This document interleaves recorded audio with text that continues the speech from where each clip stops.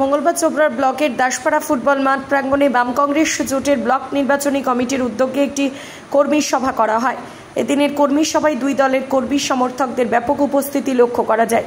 জোট নেতৃত্বরা জানিয়েছেন, আগামী 18 এপ্রিল এলাকায় আসবেন দার্জিলিং লোকসভা কেন্দ্রের বাম সমর্থিত কংগ্রেস প্রার্থী মনীষ তামাং।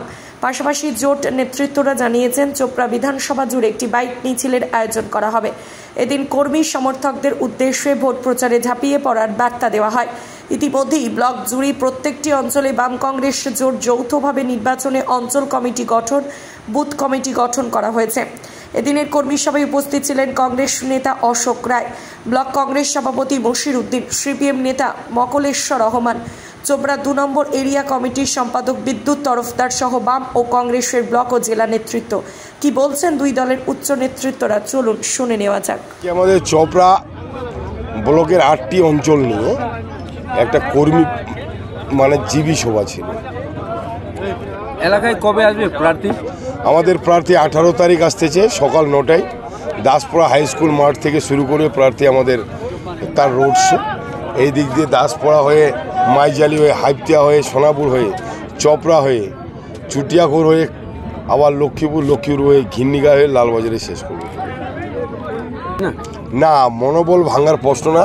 তার জন্য আমরা কর্মীদের নিয়ে আজকে একটা বৈঠক করে নিলাম যে প্রার্থী আসবে, প্রার্থী আমাদের টাইম মতো ঠিকই আসবে। যেহেতু দেরিতে আমাদের প্রার্থী ঘোষণা হয়েছে, টোটাল আমাদের একটা তো বিধানসভা নয়, বিধানসভা হচ্ছে আমাদের 7টা, ওদিকে তার কাজ করতেছে। আমাদের চোপড়া বিধানসভায় 18 তারিখে আমরা তার রোড শো এবং বড় একটা প্রোগ্রাম করছি, হেলিকপ্টারও নামবে এখানে। হ্যাঁ, আজকের উপস্থিত আপনারা দেখতেই পারলেন। শুধু আমরা কর্মীগুলোকে ডেকেছি, জেনারেল কোনো ব্যাপার নয়। শুধু আমাদের প্রত্যেকটা অঞ্চল থেকে আমাদের কর্মীগুলোকে ডেকেছি, নো কস্ট, না গাড়ি ভাড়া না কোনো কিছু। কর্মীগুলো নিজের স্বইচ্ছায় আসছে। আজকে দেখলেন যেটুকু প্যান্ডেল করেছি ভরে গেছে, তার বাইরেও বসছে। কি বার্তা দিলেন আজকে কর্মীদের বার্তায় এইটাই দিলাম যে তৃণমূল একটা ফৌকা দিয়ে মহিলাদের যে 100 দিনে ওই লক্ষ্মীর ভাণ্ডারের কথা বলে ভুল বুঝিয়ে মানুষকে নিয়ে আছে, তোমার লক্ষ্মীর ভাণ্ডার বন্ধ হয়ে যাবে, এগুলো বন্ধ করতে হবে।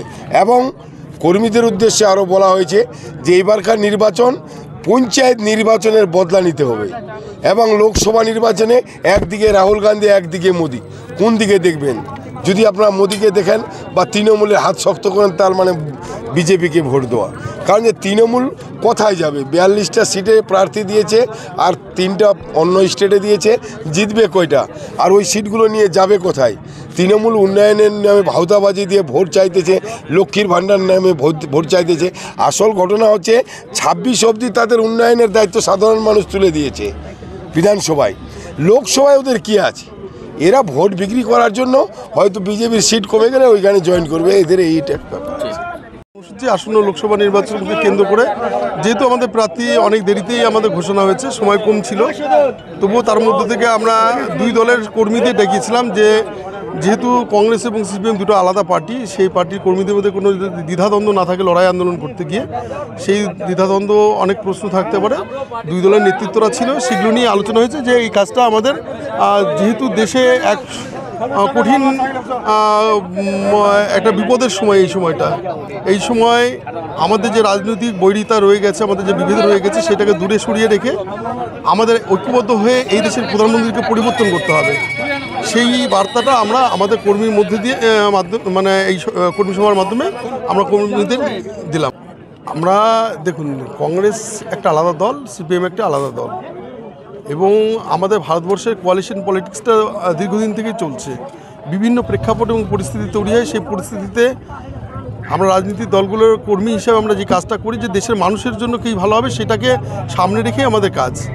আজকে দেশের কঠিন এক বিপদের সময় এই দেশের প্রধানমন্ত্রী দুবার নির্বাচিত হওয়ার পরে এবার যেমন ডাক দিয়েছেন 1 ভোট 1 নেশন, এটা হচ্ছে এখন রাজনীতির সাধারণ যে আমাদের বিভেদ আছে সেইগুলোকে নিয়ে ভাবলে হবে না, এই দেশের প্রধানমন্ত্রীটাকে পরিবর্তন করতে হবে, এত মিথ্য বলার মেশিনটাকে পরিবর্তন করে দিতে হবে। এমনিতে দুটো দল এক জায়গায় আসেনি, আসার কিছু আপনার কারণ আছে, এবং সেটা তো আমরা জানি যে আগামী দিন এই দেশটা গণতান্ত্রিক আর অধিকার মানুষের মধ্যে থাকবে না। মানুষ যে কথা বলছে সেই অধিকার ধ্বংস হচ্ছে।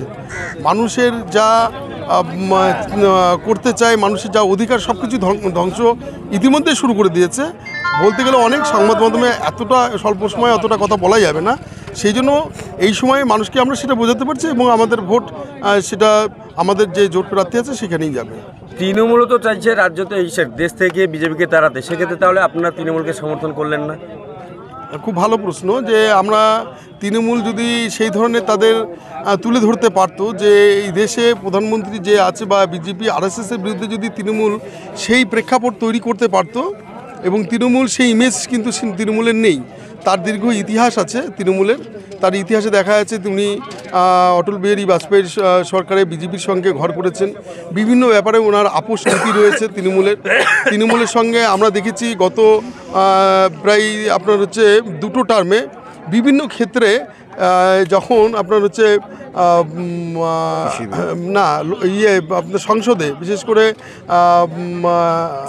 রাজ্যসভায় যখন ওদের আসন কম ছিল, তখন কিন্তু অনেক বিল ওরা সমর্থন করেছে পক্ষান্তরে। অনেক প্রমাণ আমাদের কাছে আছে। আপনি দেখুন, ইন্ডি জোটে কিন্তু প্রথম মুখ্যমন্ত্রী খুব সাউটিং ছিল, খুব বেশি কথা বলছিলেন, আর সবাই বলছিলেন এই তো ইনি হচ্ছেন মুখ্য আজকে কিন্তু ইন্ডি জোটের উনি আর মুখ্য নেই।